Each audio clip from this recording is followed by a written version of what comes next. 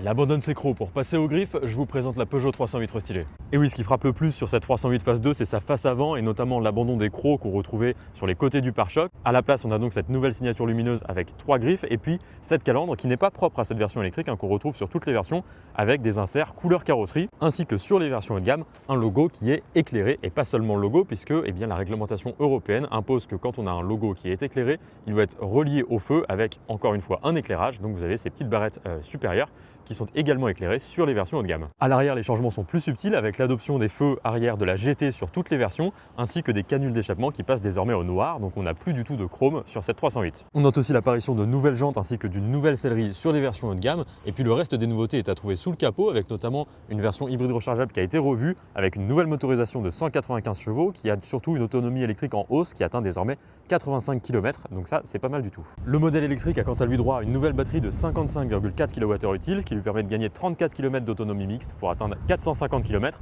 Alors c'est toujours pas un exploit mais c'est toujours bienvenu, de même que d'autres petites nouveautés comme le V2L, le plug and charge ou encore la possibilité de régler la récupération d'énergie via des palettes derrière le volant sur 3 niveaux. Bien sûr, il sera aussi possible d'opter pour des motorisations plus traditionnelles comme une version à hybridation 48 volts du 1 litre de PureTech ou encore une motorisation diesel, à savoir le 1,5 litre Blue HDI.